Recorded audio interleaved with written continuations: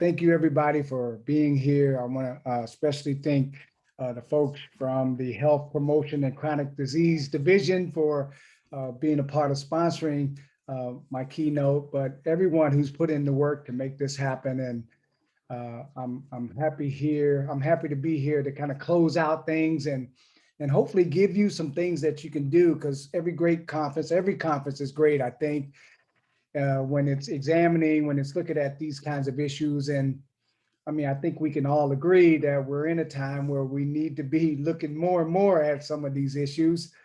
And sometimes what I've found at the end of these conferences, at the end of these talks, there's really a question about what's next. What do you do? I'm fired up, I'm inspired. So what do I do? And so that's some of what I want to talk about and leave you with here today. There's going to be no reason after today you don't do anything else, because I'm going to lay it out there for you. I'm going to give it to you right in the palms of your hands. And so what you do after that is up to you. Let me start. I'm going to go to my screen here. I'll share my screen. And I want to start with really open this slide here, which is basically my introduction. So if you want to stay in touch, this is all the information about me. I'll share this with Mary, share this with Rosemont if anybody wants to get it from them, but also my email is there, so you can reach out to me and get it directly if you like. Today, my topic is America's changing. I sometimes like to put in there, the world is changing.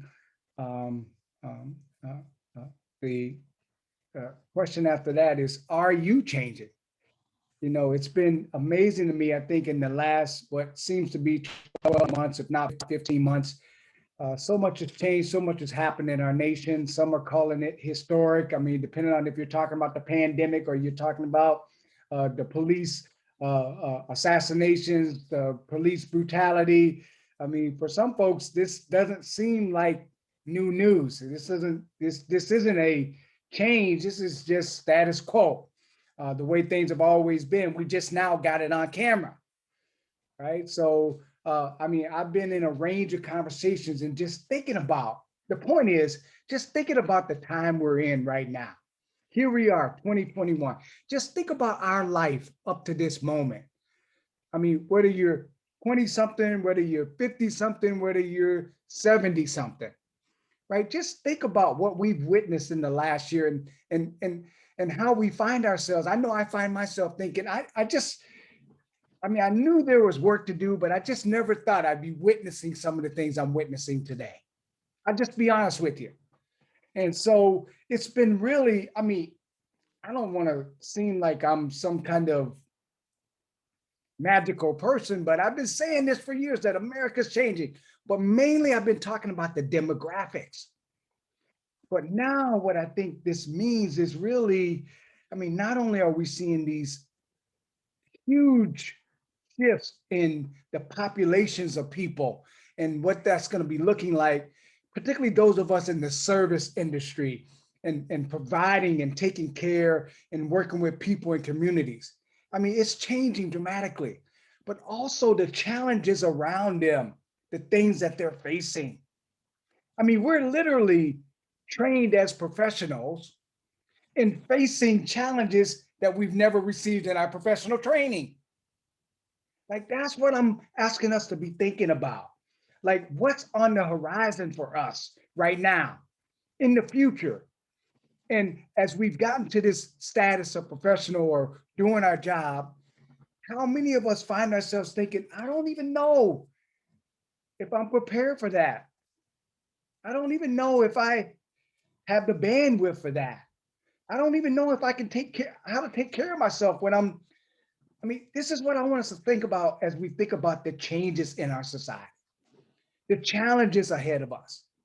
Now, some people use stay woke. I don't know what that means. That's got different feelings and different meanings in different communities, but I put it there just because it seems like that's a way that people are talking about, that they're preparing for what we're dealing with, that they're coming to a consciousness They're prepared. They're ready to take action. Some folks stay woke is synonymous with action, right? Or for some folks, it's just performative. It's like knowing the words to the song, but you have no understanding of how the song came to be. I want us all. I'm not just zero. I'm not just zeroing in on one group of people. I want us all for these few minutes here together to think about how our world, how our nation, how your city, your region, just in the last 12, 15, 24 months has changed dramatically. How prepared you are, how prepared we are for these challenges, these changes right now, but what that means for the next 25 years for those of you who can see yourself doing your job, in your city, in your community, the next 25 years. And have you even earned the title, Stay Woke? How dare you talk about being prepared if you've done no work, if you've been static or been supportive or participating in status quo? I want to just lay some things out there to just have us all, every last one of us, just thinking about, are we ready? America's changing. The world is changing. Minnesota is changing. The question is, are you changing? So let's get into this a little bit, all right? This is just a graphic just for you to remember that, the changes that are happening. People are looking at it in very different ways. I mean, globally in some ways, but also you can look right there in your community. This is just a slide to remind you the changes are real. They can pass all the legislation they want around immigration and border patrol. They can pass all the legislation they want around curriculum and who should be teaching, who should be saying what. I mean, you got people debating if we're racist, if we're not racist. You got all that stuff going on. The bottom line is they can do all that stuff. That's not changing the fact that this is just the momentum of people. This is just what's happening. You can't stop it. The question is, are we prepared? Are we building skills? That's where I want to focus, is the skill development. I just feel frustrated that I feel frustrated that, I mean, we're literally professionals doing a job that has us ill prepared for the communities and the clients that we're serving. And I just want us to revisit that on our own accord, because we may not be able to change the institutions that are producing us, the colleges, the universities, the professional training, maybe not even your workplace. Maybe some of this is work you just have to do. This is what I want you to think about. Not your job in the professional development your job is providing you right now. Not even your organization, possibly your institution and what it is providing you and training you to do. I just want you to think about you, what you're doing, your commitment to skill development, staying woke, your commitment to being ready, being prepared, skills. And when I think about that, when I look at that, for me, I mean, I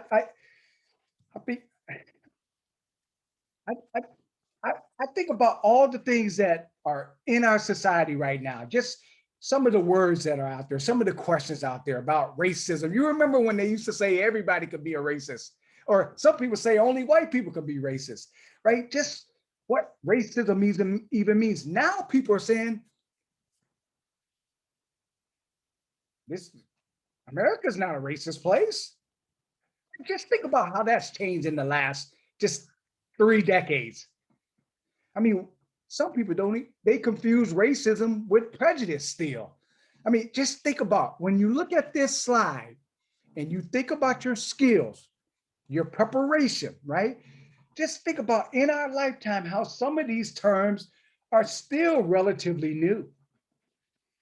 I mean, the White Privilege Conference started in 1999. We've been talking about white supremacy and pushing white supremacy since 1999 as a need to be a part of the conversation. But, you know, in 1999, not a lot of people were receiving that. Now you hear white supremacy on, corporate cable news. But the point is, there's been some evolution there. I mean, some of these terms, this sheet, this slide here is just a way for you to think about just how much has changed in terminology just in the last 25 years. Now, what do you think this is going to look like 25 years from now? Is this going to still be happening? Is it still going to, I mean, how prepared, what things should we be doing? This is what I'm asking people to be thinking about, to be not asking about the work you did back in the day, maybe not so focused on even some of the pats on the back you're giving yourself for today. What I'm wondering is, what should we be preparing for? Are we ready? And this sheet reminds me, this slide reminds me, when I look at my lifetime, my commitment to being Dr. Diversity, there are even some things on here that I've done and had some real growth, but some things that I still got some work to do. Listen, today I even forgot, right? My name is Eddie. My pronouns are he and him. See, I already started slow. You know what I'm saying? I know this. I know how important this is. I have it on my screen, but it's not something that's embedded in my behavior. That's just one example of how someone committed to diversity and inclusion still has work to do. What I'm asking you to do is think about where you are right now. I mean, are you really woke? I mean, if you're saying you're woke, that means you were first asleep. So how long you been sleeping? I don't know about you, but some people wake up easier than other people. I mean, what did it take for you to be awake? And what are you willing to do to stay woke? I don't want this term to be handed out so easily. I want some rigor applied to the term stay woke. So this is an opportunity for us now to be looking at, how are we doing? America's changing, the world is changing. Are we changing? Where are you from a skill standpoint in being prepared to deal with some of the things we see, some of the words we see, some of the terms we see, even on this slide? You remember when it used to be LGBT? Now, I mean, this is even incomplete. Some folks are saying it should be LGBTQIA plus, right? That's just an example of change, things that are happening that I'm thinking those of us who at least say we're woke or staying woke, we should be evolving as well. So just think about where you are now from a skill standpoint. I'm okay if you say you're woke. I'm okay with that, but I just want to know, I just want proof. I want to see the evidence. I think for far too long in our great nation, we've let people say they're committed to diversity and inclusion or committed to doing this work. And sometimes their evidence of that is one Black friend or one Black colleague, or they travel to Mexico or Jamaica on spring break, or they listen to Tina Turner. I mean, it's amazing what people have been using in the past to talk about affirming their commitment to diversity and inclusion.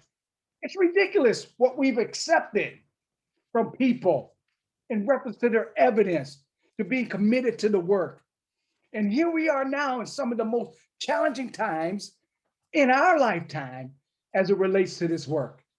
And I think that we should be having a higher level of expectation out of people, from people, when they're talking about being woke, being awake. For some people, it feels like they are advancing just because they can say the language, they can participate in the language. And I'm saying we got to raise our expectation. We got to raise our expectations, not only of those people, but of ourselves. So this can be a gauge for you to think about your lifetime and the words that have been mixing and matching, intermingling in the work of diversity, from color blindness. I mean, you still think that there are people out there who believe they don't see color? It's not even possible. In the Minnesota Public Health Association, that can't be possible, right? Maybe in 1907, right? But 2021, there should be some evolution. There should have been some training in their professional development to shift that view, right? That's what I want us to be. That's what I want to challenge us to be reflecting on, thinking on. Not just for those people we wish were here at the presentation. Let's just start with us. America's changing. The world is changing. Minnesota is changing. The question is, are you changing? And for me, as I look at the slide in closing, before I move on, this is just a way for me to do a self-assessment from gender pronouns to LGBTQI plus, to transgender, to privilege, colorblind, all things. Some I've made some real advancement on, some in the name of Jesus, I've got a lot of work to do. That's just me. And I like to herald, I like to call myself Dr. Diversity at the highest level of the work. And I'm reminded looking at this sheet here right now, how much work I still have to do. So it's not to blame, it's not to inspire through shame and blame, but to say, America's changing, the world is changing, Minnesota's changing. Are you changing? What's the work you're doing? And now the work has even expanded more. As you think about Professor Kendi's work around being anti-racist, some would argue some of his new framing, so to speak, of the work that Angela Davis, Beverly Daniels Tatum, Bell Hooks, these sisters, let's just keep in mind now, these sisters been out there doing the work for years. Now, I appreciate Kendi because he does acknowledge those sisters for the work they've been doing, but being anti-racist is not a new terminology. It's not a new term. I think Kendi has brought some new light to it in reference to his work and research. So I want to acknowledge that. But the point is, now in the mix of the work is this term of being anti-racist. I'm sure y'all have heard this. I mean, MPHA, is it an anti-racist organization? Would it like to be an anti-racist organization? What about you? Are you anti-racist? Do you have a goal of being anti-racist? Right? This is what we're doing. This is where some of the most recent changes are right there in our eyes, and I think necessary for the time we're in. But I just want to highlight this as one of the newest ways that we can begin to evaluate and assess if we're moving forward, if we're making change. Now, Kendi says, if you're going to be anti-racist, this is what I like about his work, is it really helps with bringing that rigor. And I just really want to encourage us all, when we think about anti-racist, being anti-racist, staying woke, being woke, that we think about rigor, adding rigor to that. And I love the way Kendi says this here: persistent, constant, regular self-awareness, self-criticism, self-examination. I love that. That's rigor right there. That's real practice. That's real action. I think it's a real privilege to think you're woke and you're not doing jack every day. It's a real privilege to be woke on the weekends and sleep during the week. That's real privilege. To me, I think we got to be really clear that when folks are using this term, it is rigor. Stay woke, synonymous possibly, I would argue, could be possibly, I would argue, with being anti or becoming anti-racist. Because it's important to point out, Kendi says you don't get to get there, right? Anti-racist is not a finish line that you cross and you say, hey, I beat my teammate. No, no, no, no. Anti-racist is a mindset that you commit to, that you live by, that you practice, that you embed. This is where, again, the time we're in, the challenges we're facing requires a framework that is fitting. America's changing. The world is changing. Minnesota is changing. The question is, are we changing? Are you ready? You woke? You staying woke? You committed to woke? I mean, I think we got some real questions to be asking and answering in this time. And what I've been doing organizationally is really trying to build a framework to work with those organizations, somewhat individuals, but definitely organizations who are making this commitment. And I'm not the only one. There's some other folks doing some great work around really partnering, assisting organizations, individuals to go from, to really make this commitment, to go from diversity and inclusion and really a commitment to becoming anti-racist.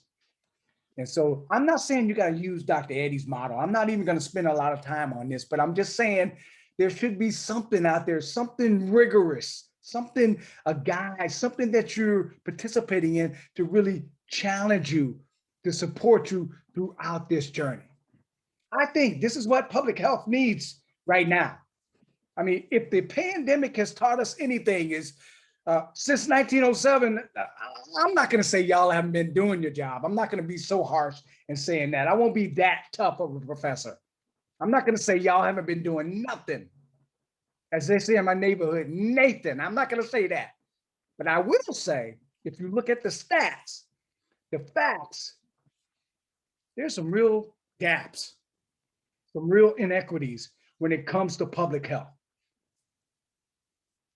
Now, I think it's important not to just look at the people who are continuously on the bottom of those stats, but to talk about what it's like to be white in a state like Minnesota. And when we're allowing people or giving people the opportunity to talk about being woke, what that means for different populations of people, this is where I think we got to be having these conversations, challenging ourselves, thinking about the work. But I want to ask you, Minnesota Public Health, as you think about the work ahead, are you willing to do this work in a framework of being committed to anti-racism? Individually, organizationally, what's that going to take? This is the model that I put together with my team, but it's not the only one.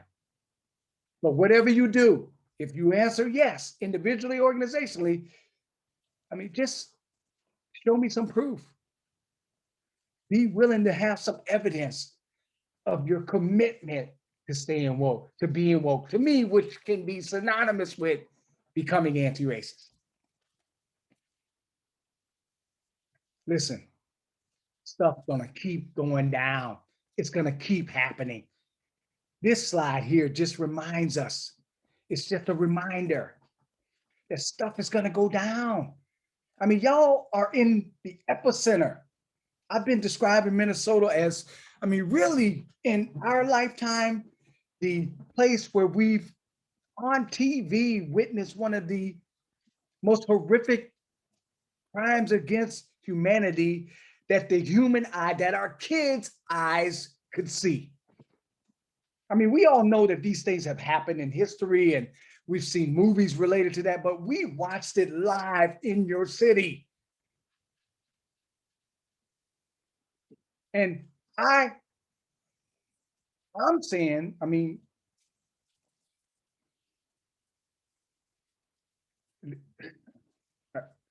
as we witnessed with the young gentleman, Dante Wright, I mean, this is not going anywhere.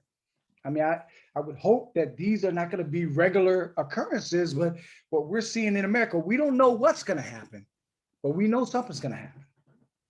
As we continue to be in denial about our original condition in reference to how we got started, people are saying, no, no, no, no, that's not us. I mean, when you're in denial, you continue to let the pain, the agony occur. And I think until we address that as a nation as a whole, we'll still see these kinds of things showing up. And what's going to be needed is folks like us, day to day, every day in our organizations, pushing back, fighting back, building skills, having the skills. So this slide here is just a reminder. I mean, and think about it. These incidents, these pictures just come from the last couple years, 3 years or so. I mean, imagine if we could almost I could do 20 slides of things that have happened in the last 5 years. Think about it. You go to sleep at night, you wake up the next morning, and stuff is going down. And that's going to require skills. It's going to require a mindset, a commitment. And so it's important for us to remember that things are going to keep happening. And power matters. Privilege matters. Leadership matters. And what you're looking at here is just quantifiable, statistical evidence that there's still work to do, particularly in the area of public health. The research continues to show that it's good to be white in Minnesota. And the other side of that can be stated in many different ways. But the way I say it is folks of color, BIPOC folks, Black folks specifically, in many cases, but not all cases, continue to embrace some of the harshest results and conditions of white supremacy, racism. And this is what the facts are saying. We got to know that power, privilege, leadership matters. The stats are showing it. And so I think as we looking ahead, there's some ways that we can begin to identify some things and say, we want to get better, whether it's education, whether it's incarceration, whether it's access, jobs, income. I mean, this is what the stats, this is what the facts are. I'm wondering, often when people look at these facts, they talk about corporations, right? But we're here, we're talking to everyday people working with everyday people, human services. I'm wondering the participation that we're having in not only increasing these gaps, but hopefully closing these gaps. This is, I think, the work of the next 25 years. Will we come back to Minnesota and look at these numbers and see greater gaps? What is it? What's the goal? What are we trying to do here? And I think it's important to have some sense of what the numbers are and to make that a part of your commitment. So this is just, information, if you haven't seen it, coming from the Race in the Midwest. It's a great report. I'm going to send this to you. You can look it up, but we got to know the facts as we look at the goals ahead. Kimberly Crenshaw and her students did a great video just to give people another visual, another way to look at the facts and stats. All right, let me get to action as I close out.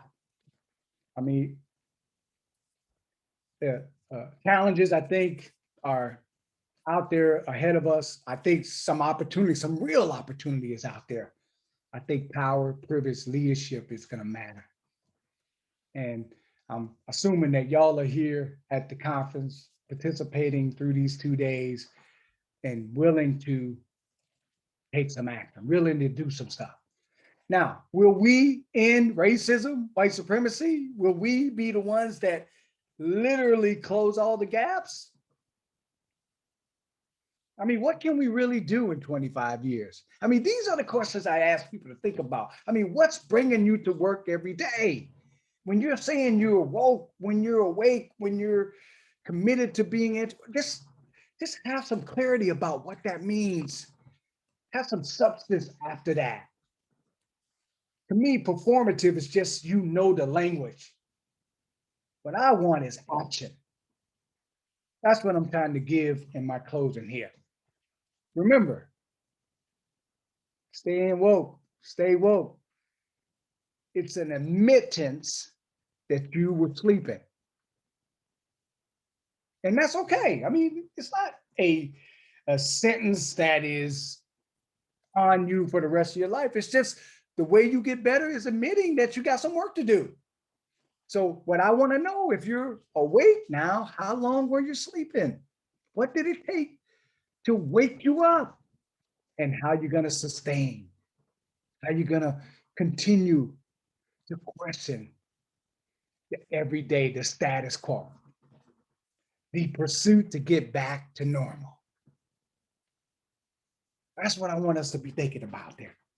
When I think about staying woke, is what had me sleep so deeply over time, what woke me up, what shook me out of my bed, so to speak, and how am I going to maintain? How am I going to maintain? One thing you got to do is take care of yourself. Okay, specifically folks of color, if you're out there, BIPOC folks in historically white institutions, organizations, working with historically white populations of people. I mean, you got to take care of yourself, because we now know through research that this work, as Dave Chappelle comedically said in his show, this racism is killing me inside. We know that this work is a grind. So one of the first things we have to do, this is not just for people of color. I think anybody doing this kind of work, you got to take care of yourself, mind, body, spirit. That's why I love Sister Ebony there dropping a little take care, self-care. So important, because this work will wear you down. You got to have a self-care plan. That's number one. And particularly for folks of color in historically white institutions. And if we had time, we were here all day, we'd have a little affinity space to talk about how that self-care can be different for white folks than it is for BIPOC folks. And then we can even look at it across gender identity, because it can be, again, having some different ways in which it plays out across those dynamics. And so self-care is important. Now, I don't know about y'all, but I never knew how to really take care of myself. I thought you were successful when you woke up early, you worked longer than anybody else worked, right? You woke up early, you stayed later, and you did it as many days as you could in a row to get ahead. That's kind of what my formula was as a Black man trying to be successful in America. And it's, as we know, that's just not a healthy formula. It's not healthy. I don't know if y'all remember this. I remember when people used to talk about the people in England and they took like a month's vacation. I remember thinking, man, who does that? That doesn't even seem like it's possible, right? Like I had these things in my mind in reference to self-care. I really didn't even know how to take care of myself. I thought work, work, work, work, like my mama did. And so I say, particularly when I'm talking to folks of color, we got to really re-examine, recommit, redesign what our self-care, self-help. I remember thinking white folks do yoga. I ain't don't know what black folks don't do no yoga. I mean, you don't see sisters. I mean, in my neighborhood, you never see a sister, right? Doing, I mean, they just almost like says that's not for us. I mean, just like some of the healthiest things, sometimes we got talked out of our heads. I've had to redesign all of that. I just want to say that self-care for me is a practice. It's something I had to learn. That's why we created the 21-day plan for that. And so I want to say, no, one of the things action-wise, you got to take care of yourself. And then the other thing, as I mentioned, the 21-day action plan, that's really the thing that we do. And what I want to share with y'all in closing is this 21-day action plan, which again is built off of my philosophy, a privilege. It's a real privilege to think things are getting better when you don't have to do anything. When you can literally not do anything, look out and think, okay, it'll be okay. It's going to be all right. Just have faith. Just stick in there. Just hang in there. Just keep fighting. Like that's real privilege. And so I was growing frustrated with that. I feel like, again, I'm okay if you want to be on the sideline, but you don't get to say I'm woke. You don't get to say I'm committed. Right? Kendi is really clear about that. Right? You're either racist or you're anti-racist. I like that. Two options. And so what the 21-day action plan really now has become is a way to get people started, to get people active. And people ask me all the time, oh, Eddie, you seem so negative. What, are you pessimistic about the way things are going to be or what? How do you feel? You optimistic?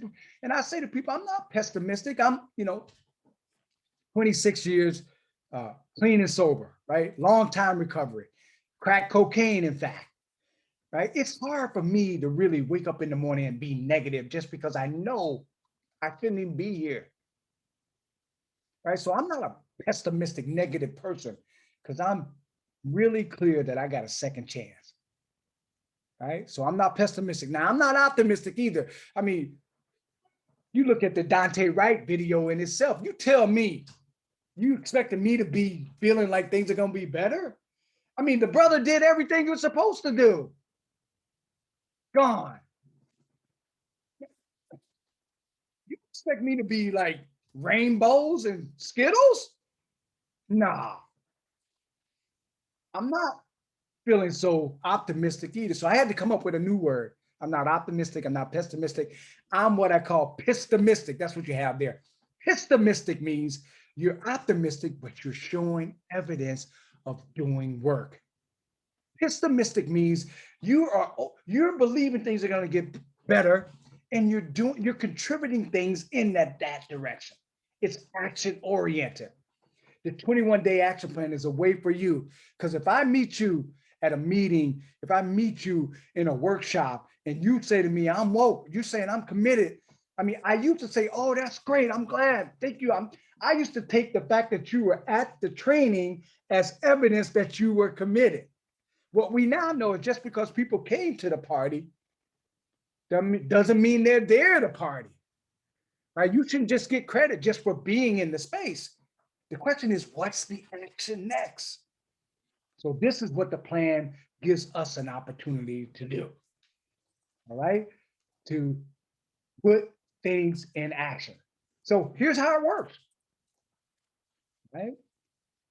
You can literally take your phone right now. You can put it up against the QR code right there. Let me see if my my QR code comes up. Bam. Now, the great thing about this, there's no app you got to download. It doesn't cost you anything. You don't even have to put your number in there if you don't want. But if you do, that information is not used to share with anyone. This is an action plan. Okay. I'm hoping that everybody on this line right now will participate in the 21-day action plan, a tool designed to really get you on the journey to build skills around social justice, racial justice, equity, inclusion, belonging, anti-racism, whatever the language is you're using. The thing is, I see you at work on Monday and we say, wow, that was a great conference. I'm going to say, well, what'd you do after the conference? Is there anything you learned, anything you followed up with? You could say, well, some people you say, well, I'm going to wait till our team meeting. We're going to talk about it at the end of the week. No. By Monday, you'll have 3 other days in. You can say, I did this, I watched this, I read this, I listened to this.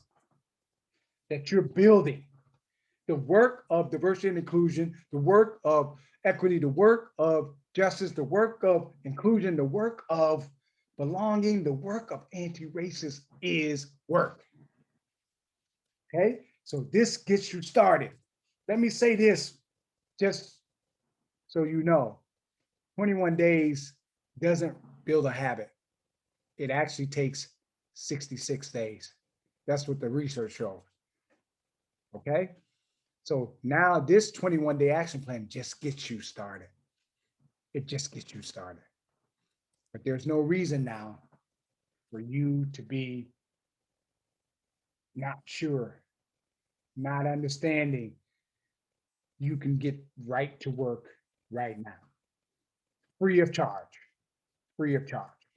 Now, let me pause here because I don't know if I have any questions coming in, I want to just check. Oh, that's okay. I see that some people are saying the QR code may not work for them. So if you look at the top of this, there is a link. If you're a teacher or educator, you could go to that one. If you want to do the automatic one using the link, you can just type that in from the bottom there. Now, um, oh, thank you. Somebody already did that. I appreciate that. Delane, I hope I'm saying that right, AKA Delane.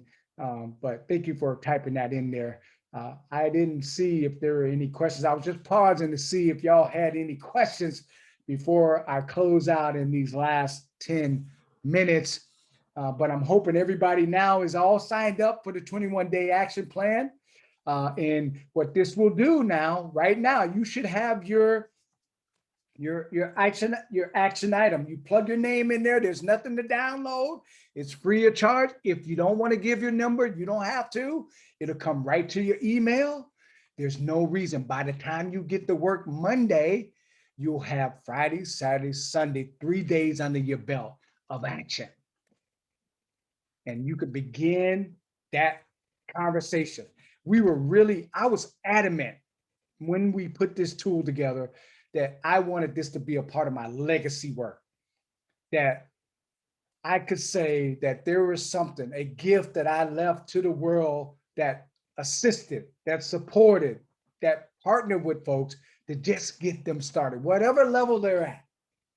Anyone can get started today. All right. So I would encourage you to do this with a friend, with a colleague. It's really great. If you could do it in that way in partnership with someone, it's a great tool to do in partnership with a colleague, with a friend. The biggest thing, though, the greatest thing about this, I believe, is now when you're saying, I'm woke, I'm staying woke, I'm committed to remaining woke, right? You could say, this is what's assisting me. Now, this is just a start. But the goal is that by having something into your day-to-day behavior pattern, it is a commitment. It's a dedication. It's a lifestyle.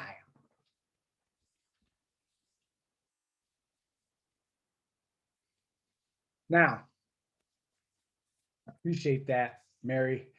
Sometimes I was on the radio this morning and someone was talking about being an isolationist. And the person said, I should be able to be an isolationist, right? And not necessarily be considered a racist. And you know what? I said, yeah, sure. This is America. Isolate if you want. Now, back in my day, they used to call that a segregationist, but hey, if you want to use new language, good for you.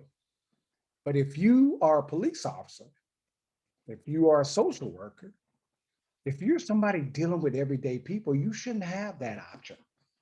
And for far too long in the Midwest, we've had people living isolation lives, really having to engage people that they've had no contact with. I think that's contributed to some of the disparities, the inequities. I don't know if we'll close them all, but I think by building skills, by having tools that can expand challenge our limited, our isolated kinds of experiences, because a lot of times, although that can be white folks, it's not always the case. So we all got things that we can learn. I grew up in a really religious, Christian oriented framework. My exposure to um, uh, folks who were Muslim was, let me just say, my positive exposure was little to none. I lived in isolation from a religious standpoint, right? See, this opportunity for growth is not just race-based.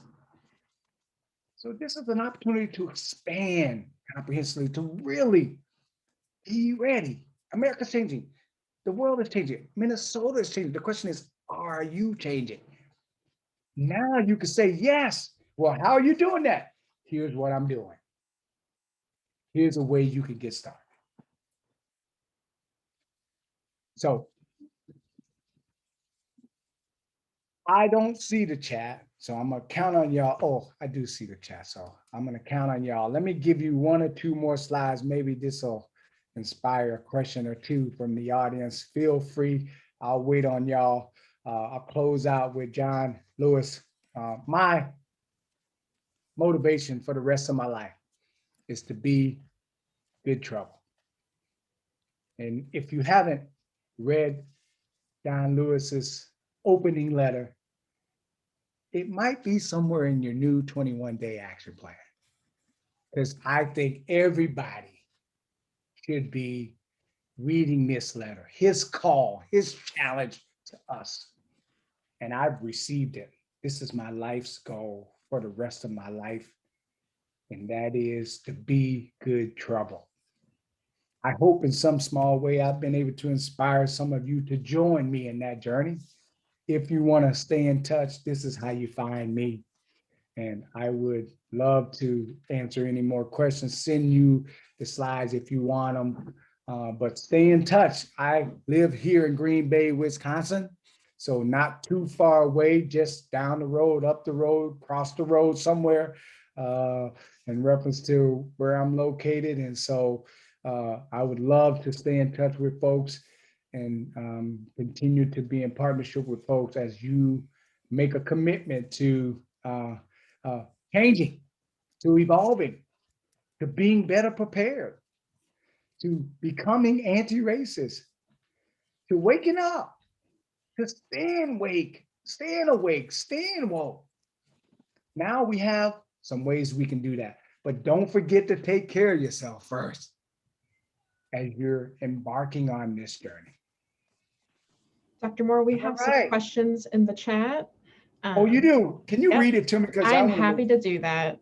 Great, someone asked, how would you recommend to best engage with those who aren't ready to make a change? Should you just wait until they're slightly more ready, like with a nudge, or leave them alone? All right, great question. Here's my philosophy. I'm not spending my most of my energy on the most resistant. That's my philosophy. I've learned doing this work over the years.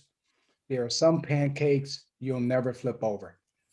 Some folks, no matter what you tell them, what you show them, I mean, we have all the stats and facts. If folks can't receive that as a way, as a motivation to do better, I mean, there may not be anything you could say. Now, I'm not saying not to be an acknowledgement of those folks, not to be an engagement with those folks. Just don't give them all your energy. Sometimes we spend our most energy on the most resistant. And then when somebody comes along that wants to learn, wants to be a part of the journey, we're exhausted. So just be really careful about where you give your love, your energy, your effort the most.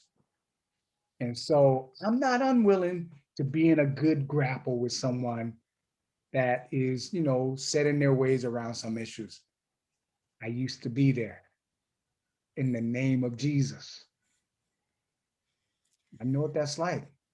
I don't ever want to forget that. But I do think that there has to be some signs of some willingness to move. So you got to be real, I think, strategic about that. That's the way. I wish somebody would have taught me that 20 years from now. I'm happy I know that now, because now my rest of my life I can be in balance with that. But that's something I'm really trying to talk to young consultants, young advocates or folks doing the work with everyday people, is to just not give most of your love, energy, effort to the most resistance, because sometimes people use that as a strategy to wear you out. Thank you for that question.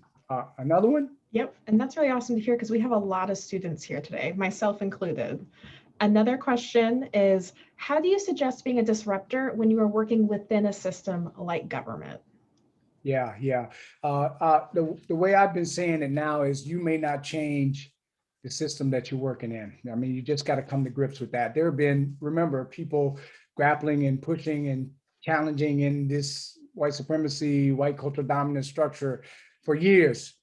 Has there been progress? Has there been change? I mean, I think we have to admit that there's been some movement. I think in our lifetime, we can move systems. We can move the needle. We can make progress.